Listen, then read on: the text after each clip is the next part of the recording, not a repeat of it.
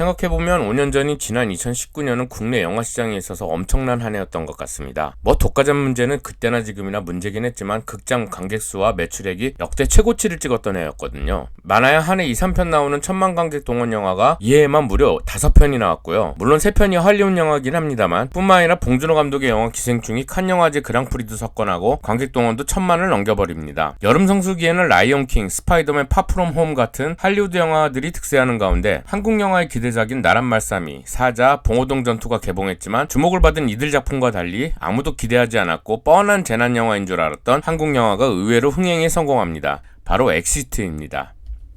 엑시트는 이상근 감독의 장편 상업영화 데뷔작인데요. 신인 감독의 데뷔작인데다 제작비 130억 원 규모로 손익분기점이 350만 명 정도였던 이 영화는 942만 명이라는 엄청난 흥행 대박을 터뜨립니다. 참고로 이상근 감독은 유승환 감독의 조연출 출신으로 유승환 감독은 자신의 제작사 외윤회강을 통해 회사 대표이자 부인인 강혜정과 함께 이 영화를 제작했고요. 개인적으로는 이 외윤회강에서 제작한 상업영화들은 제법 괜찮은 영화들이 많다고 생각합니다. 박정민, 마동석이 주연한 웹툰 원작 영화 시동을 비롯해 개인적으로 최근 10년 내에 나온 한국 영화 중 가장 명작으로 꼽는 사바하, 파며 장재현 감독의 전작이죠. 아무튼 외윤회강이 제작한 영화들은 대체로 좋은 퀄리티의 상업 영화들이 많았습니다. 물론 지난해 추석에 개봉해 흥행과 평가가 좋지가 않았던 천박사 테마연구소와 같은 영화들도 있었지만요. 아무튼 흥행에 성공한 엑시트는 만듦새에 있어도 아주 괜찮았던 여름 텐트폴 영화였는데요. 뻔하고 흔한 여타 재난 영화의 공식에서 완전히 벗어난 색다른 스타일의 재난 영화라고 볼 수 있습니다. 앞선 영상에서는 K 재난 영화들의 문제점들을 살펴봤었는데요. 엑시트는 그런 요소들을 영리하게 피해간 영화입니다. 예를 들어 K 재난 영화의 흔한 공식들인 멀티캐스팅에 의한 다양한 인간 군상을 그리는 전개 대신 조정석과 이뮤나 투톱 주인공에 온전히 집중하는 스토리, 눈물샘을 자극하는 심파를 최대한 배제하고 찌질한 주인공들의 생존기에 초점을 맞췄습니다.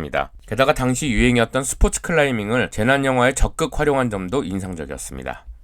영화의 대략적인 줄거리를 살펴보겠습니다. 장기간 백수 생활을 지낸 주인공 용남은 엄마의 칠순잔치를 집에서 먼 신도시에 위치한 구름정원이라는 뷔페에서 갔습니다. 대학 시절 같은 클라이밍 동아리 후배이자 자신이 짝사랑한 의주가 일하는 곳을 일부러 선택해 오랜만에 제외합니다. 칠순잔치가 끝날 무렵 도시에서는 유독가스를 배출하는 테러가 일어납니다. 귀가하려는 용남의 가족들은 도시에 가스가 번지는 것을 보고 다시 구름정원으로 돌아가는데요. 옥상문이 잠겨있자 용남은 평소 갈고 닦은 클라이밍 실력으로 벽을 타고 올라가 이를 해결합니다. 다른 사람들은 헬기에 의해 구조되지만 용남과 의주는 용량초과로 남겨진 후 두 사람은 장기인 클라이밍으로 유독가스를 피하며 도시를 탈출한다는 것이 주요 내용입니다. 엑시트는 가스 테러가 일어난 도시 재난을 비장한 분위기보다는 조금은 가볍고 코믹스러운 톤으로 전달하는 게 독특합니다. 그러다 보니 상대적으로 비극에 대한 묘사가 덜하고 시체가 나온다거나 하는 장면도 없어서 리얼리티는 떨어진다는 평가를 받기도 했는데요. 감독은 이를 일부러 의도했으며 재난의 비극을 소비하고 싶지 않았다고 밝힌 바 있습니다. 엑시트가 좋은 영화인 것은 그냥 아무 생각 없이 봐도 재밌는 상업 영화인데다 나름 사회 비판적인 메시지를 전하는 의도를 요란하게 티내지 않고 전달하는 데 있습니다.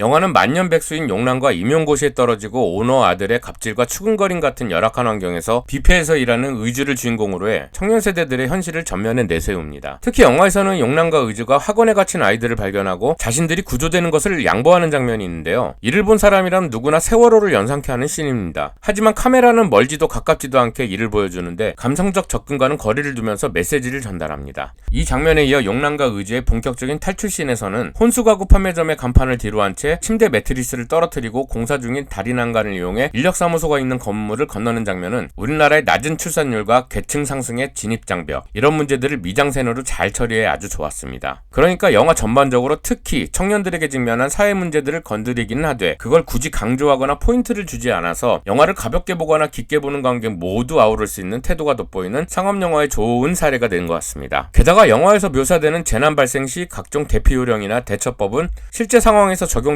방법들로 구성되어 있어서 재난 대처의 교과서라는 소리도 들었습니다.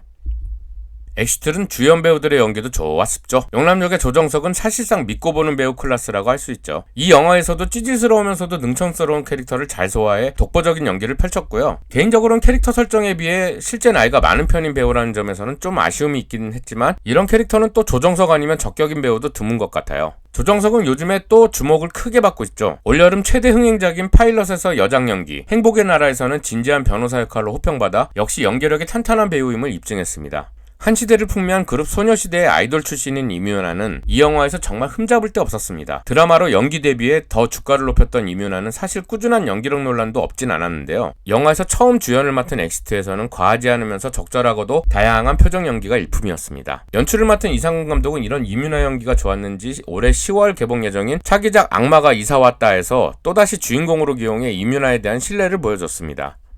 그럼 이제 영화의 OST를 살펴볼까요? 사실 이 영화는 사운드 트랙 앨범이 없습니다. 이는 최근 한국 영화의 또 다른 문제점 중 하나인데요. 요즘 한국 영화들 어지간해서는 사운드 트랙을 내놓지 않습니다. 아무래도 요즘은 사운드 트랙이 잘 팔리지 않기 때문인데요. 엑시트처럼 OST도 귀에 꽂히는데 흥행에도 성공한 영화라면 서비스 차원에서 앨범을 내놓는 것도 좋지 않을까 싶습니다. 미국의 경우 제가 얼마 전 영화 폴 600m의 사운드 트랙을 접한 적이 있는데요. 이 영화는 제작비가 300만 달러로 완전 초저예산입니다. 이런 초저예산 영화도 사운드 트랙 앨범을 발표하는데 OST 마니아 입장에서 한국 영화들은 참...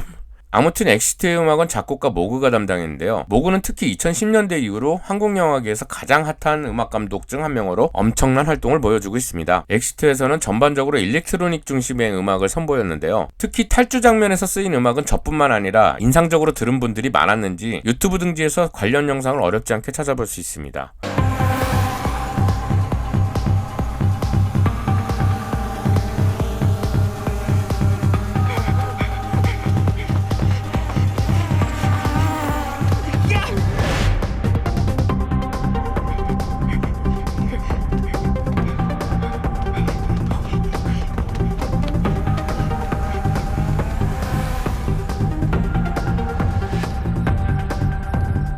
주제곡인 가수 이승환의 슈퍼히어로도 귀에 잘 들어옵니다. 특히 영화에서는 엔딩 타이틀과 함께 본편에서는 건너뛴 주인공 남녀가 어떻게 높은 크레인까지 올라가는지의 과정을 슈퍼히어로 노래와 함께 보여줘 인상적이었습니다.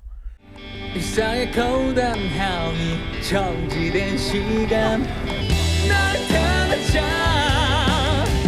그 누구던가 I'm a superhero 일생이 일대의 사건. 아무튼 올해 여름도 서서히 저물고 있는데요. 요즘 한국 영화 많이 힘들죠. 이럴 때일수록 더도 말고 딱 엑시트 같은 영화들이 많이 나왔으면 좋겠습니다. 기획 단계에서부터 치밀하게 고심하는 흔적이 보이는 그런 영화들이요. 엑시트 아직 안 보신 분들이라면 꼭 보시길 바랍니다. 영화의 스토리와 볼거리도 많은데다 러닝타임도 103분으로 부담스럽지 않습니다. 넷플릭스를 비롯한 어지간한 OTT에서 쉽게 찾아볼 수 있으니 여름의 막바지를 경쾌한 재난영화와 함께하는 것도 좋을 것 같습니다. 이번 시간은 여기까지입니다. 시청해주셔서 대단히 감사합니다. 안녕. 구독, 좋아요, 알람 설정 안 하실 분들 사람 살려주세요.